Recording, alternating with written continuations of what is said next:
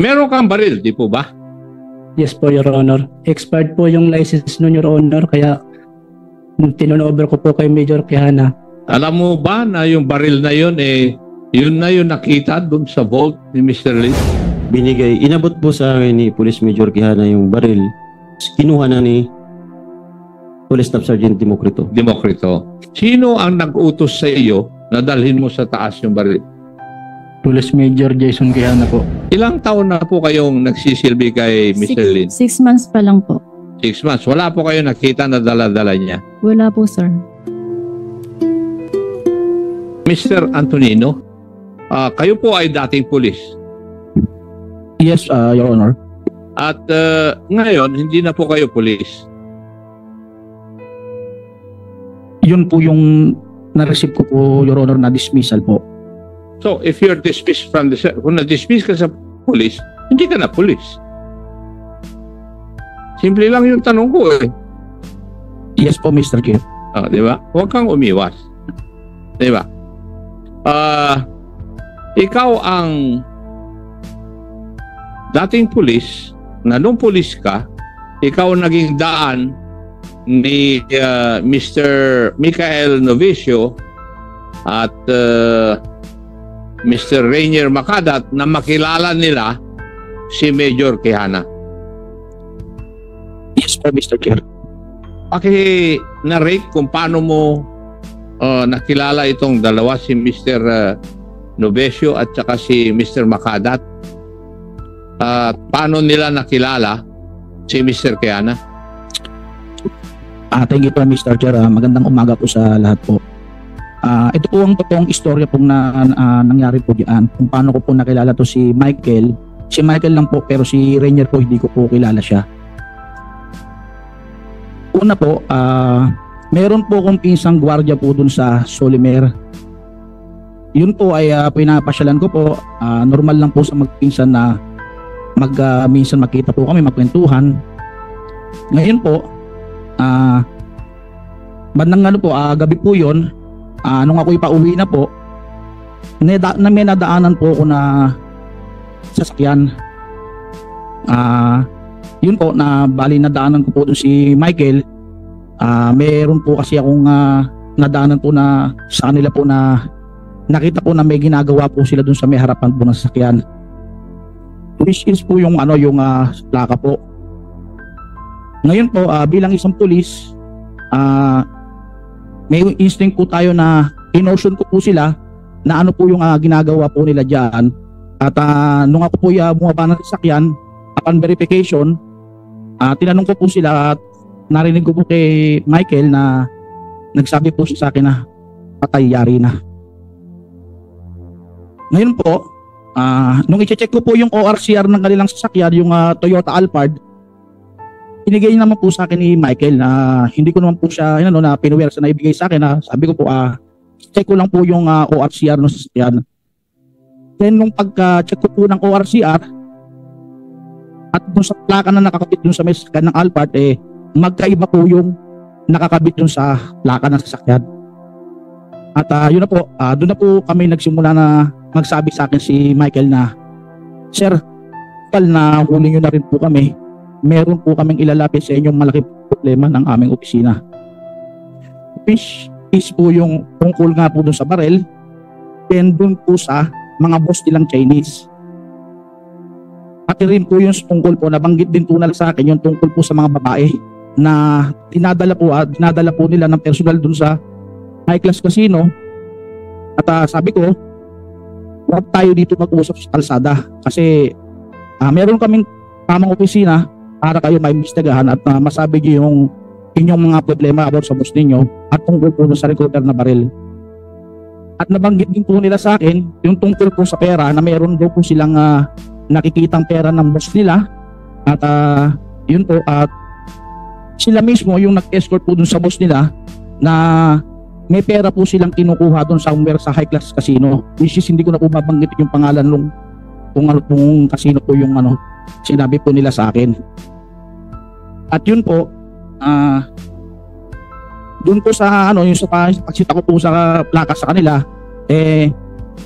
inuro naman po sa akin ni Michael na, Sir, sinabi niya po sa akin na, sir, kaya po kami nagpapalit ng plaka kasi po may nangyari na po sa amin na yung Chinese na dinideliver namin sa mga Heclas Casino is tinangkang kidnapin. Yun po ang sinabi niya sa akin. Kaya po kami nagpapalit ng plaka para iwas po kami sa mga kidnapper na Chinese. Then binanggit din po nila sa akin na kaya po sila nagpapalit ng plaka, which is umiiwas din po sila sa number coding. At yun na po lahat. Sinabi ko naman po kay Michael na magsadya na lang po kayo sa opisina para maimbestigahan yung mga concern ninyo. At nung pumunta naman po sila sa opisina namin sa DSOU, bilang desk officer po ng DSOU, nirefer ko na po siya dun sa investigating team. Una po kay Sir Quijana for a proper disposition. Yun na po ang istorya po lahat niya na Mr. Chair.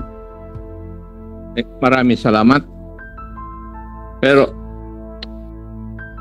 dinala mo sila at pinakilala kay Major Quijana. Pero dahil sa kaso mo, na-dismiss ka, nawala ka na sa DSOU. Tama? Yes or no? Yes po, Mr. Chair. At dahil doon, si Major Quijana na ang humawak sa dalawa. Doon na sila nagre-report kay Major Quijana. Yes po, Mr. Chair. Yes. So, na-establish na natin na si Major Quijana ang handler ng dalawang ito. Now, pwede po bang matanong si Mr. Michael Novesio?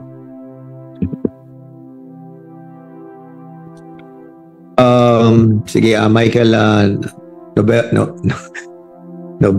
Lagi ako nagkakamali sa apelyido niya. Novesio. Michael Novesio can answer. Yes, sir. Good morning po. Yeah. Michael, totoo po ba lahat yung sinabi ni Mr. Antonino? Yes po, Your kayo Honor. malapit sa Solimare na huli? Sa may Asiana po, Your Honor. Yes, Asiana. Magkalapit ba yung Asiana at saka Solimare? Kanto lang pong pagitan, Your Honor. Okay, thank you. So kung totoo lahat yun, totoo rin na ang pinagre-reportan nyo pag napupunta kayo sa DSOU ay si Major Quijana na. Yes po, Your Honor. At siya na rin ang kumakausap sa inyo. Yes po, Your Honor. Siya rin, siya rin ang pinagsabihan ninyo tungkol sa inyong boss na si Mr. Lin.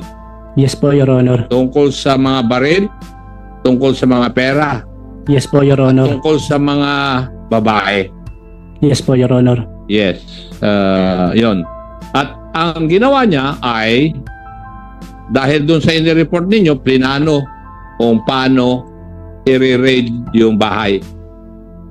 Yes po, Your Honor. At sinabi sa inyo na kung po pwede, kayo ang maging deponent doon sa pag-apply ng search warrant sa West. Yes po, Your Honor. Pinilit mo niya kami maging deponent. Anong ibig nyo sabihin pinilit kayo? Para daw po, legal daw po yung pagpasok. Pagpipilit po sa inyo. Sabi po niya sa amin, Your Honor, na kailangan niya maging deponents para maging legal ang pagpasok natin. Hindi po namin alam, Your Honor, kung ano po yung deponents. Aha. So,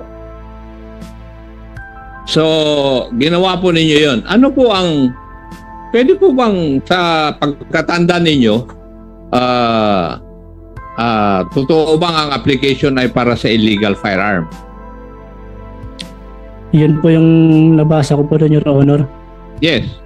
Dahil sinabi niyo na may firearm si yung boss ninyo. Opo, si Your Mr. Honor. Lin. Mayroong isang Bushmaster at saka may isang pistol. Yes po, Your Honor. Pero wala namang Bushmaster at saka pistol. Bushmaster na nakuha pala doon sa 1811. Wala sa report. Hindi ko po alam, Your Honor eh. Oo. Meron kang baril, di po ba? Yes po, Your Honor. Paki-describe nga ninyo kung anong klaseng baril meron po kayo. 45 po, Desert Storm po. Desert Storm Chrome. Caliber 45. Yes po, Your Honor. At meron ba lisensya yun? Yes po, Your Honor. Expired po yung license nun, Your Honor. Kaya tinunover ko po kay Major Quijana. Kasi gun ban din po ng mga panahon na yun kasi natatakot po ako mahuli. Sabi niya po sa akin, tutulungan daw po niya ako mag-renew. Pero hindi na renew. Hindi po na-renew, Your Honor. Alam mo ba na yung baril na yun, yun na yung nakita doon sa vault ni Mr. Lin? Nabalitaan ko lang po, Your Honor. Ayun po ang pinangtanim pong ebidensya.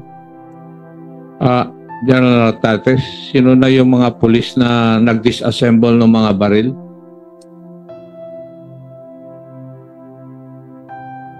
So, nabalitaan mo na yung baril mo, nandun yung mga hinuli ng pulis o kinumpis ka ng pulis doon sa vault ni Mr. Lin, yung boss mo. Opo, Your Honor.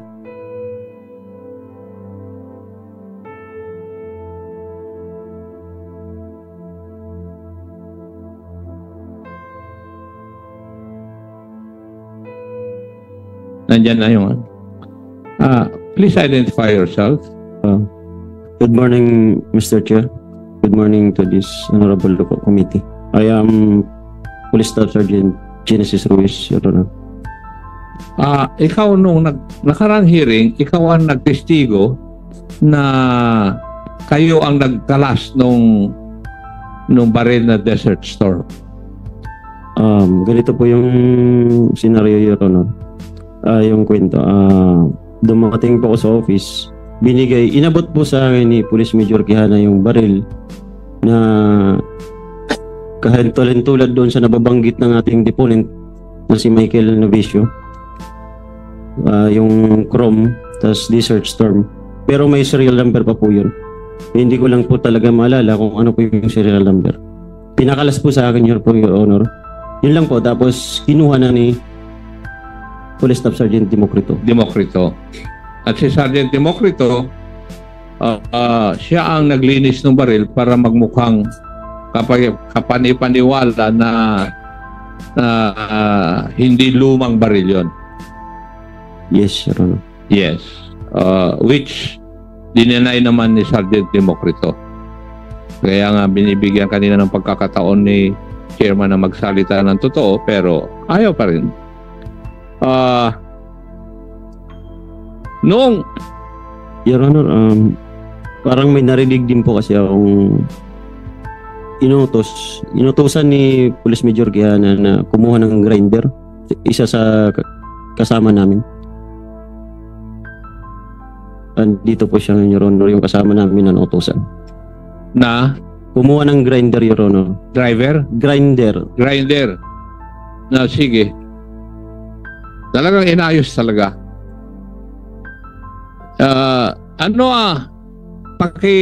Pakibanggit po yung pangalan po ninyo.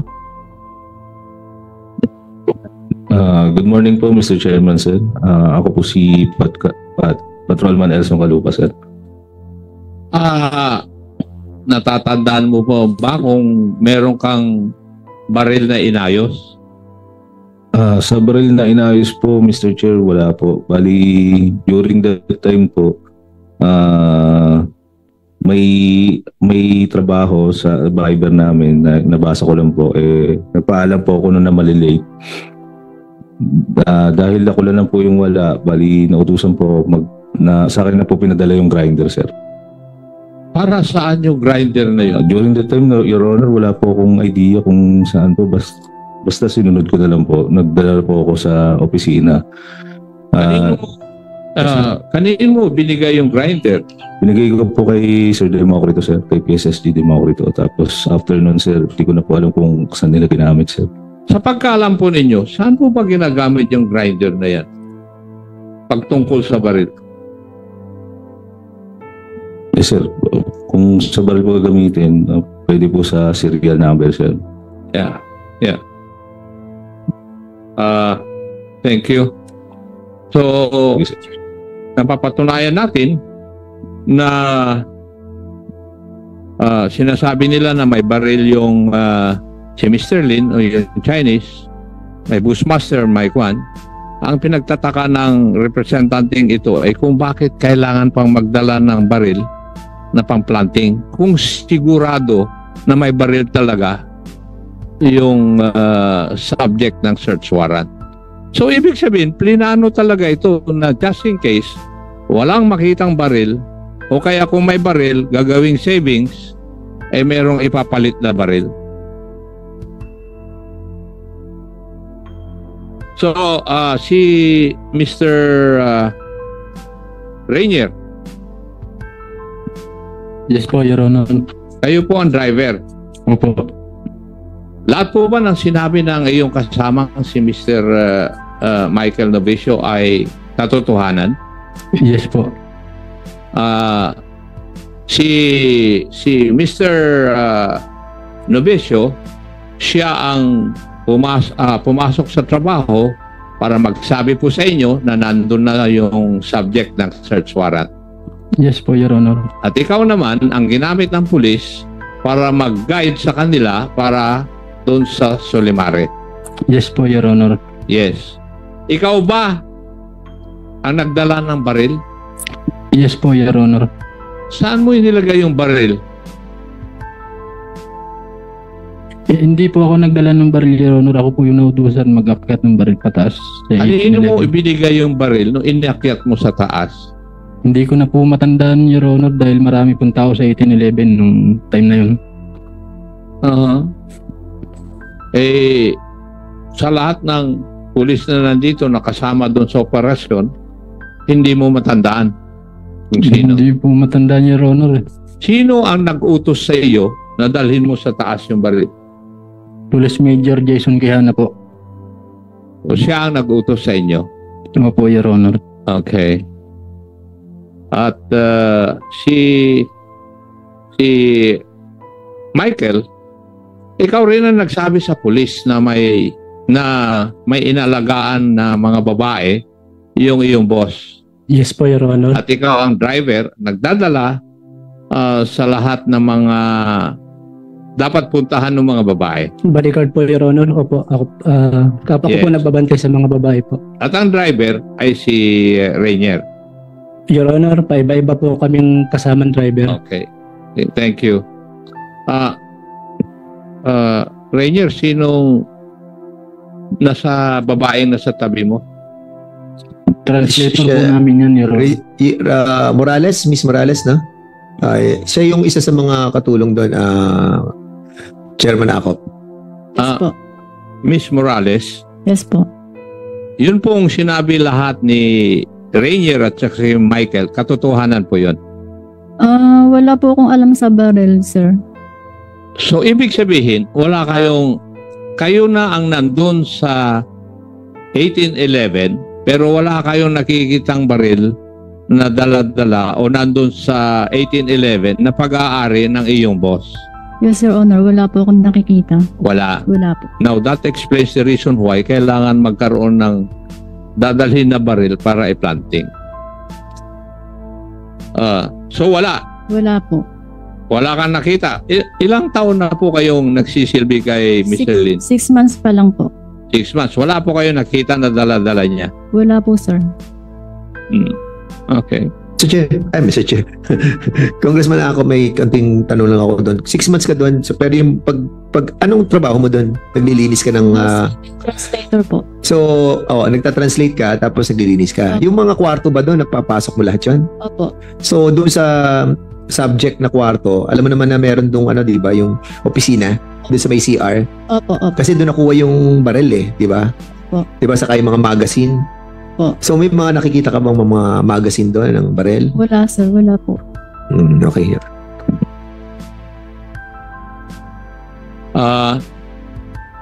I have also here, meron sa akin na certification ng firearms Philippine National Police Forensic Group na yung baril na nakuha doon sa raid 1811 ay parehas nung baril na pag-aari ni Mr. Michael Novicio. Parehas. So, ano ang sinasabi nito na yung baril na nakuha dun sa 1811 ay yung baril ni Mr. Novesio, ni Michael, na ibinigay kay kay Colonel Quijano or Major Quijano, Quijana. At yung grinding machine ay yun ang ginamit na pag-deface ng serial number dahil nakalagay dito na defaced yung serial number nung baril na nakuha dun sa Unit 1811. Vice Chair, can we be clarified, no? Para at least i-clarify mo sa amin, ikaw galing ka diyan. So, there are two types on how to identify yung barrel, no? Una, syempre serial. So, yung serial, kapag binura mo na yung serial, parang wala ka ng chance, no? Para makakilala kung sino may-ari nito. Pero with this kind of certification coming from the forensic, dito yung cartridge niya, saka yung first shot is being recorded as one way of trying to find out sino ang may-ari ng barel. At dito, napatunayan natin na certification galing sa PNP, no? Ito yung in-explore ni Congressman Acop, na pinapatunayan sa forensic na yung baril na ginamit doon sa 1811 ay galing kay Michael, na binigay ni Michael kay Major Quijana. So you can proceed. Can you confirm what I've said?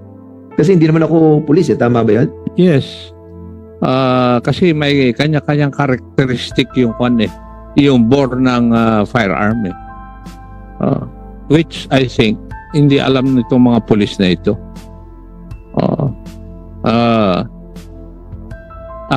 Iha, alam mo rin na ang trabaho ng boss ninyo ay dun sa pagkukuha ng mga babae sa kanilang mga customer.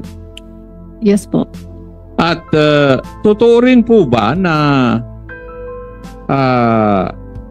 may mga araw na nakadisplay lang sa lamesa yung pera nung boss mo? Pag po araw po ng swelduhan po. Doon lang. Opo. Pero hindi mo nakita kung ano ang laman ng yung 3 bolt na pag-aari ng iyong amo. Minsan po kasi naiwan po nilang bukas yung vault sa isa pong opisina. Pera po yung nakikita ko. Pera yung nakikita mo, pero wala kang baril na nakikita. Wala sir. Wala po.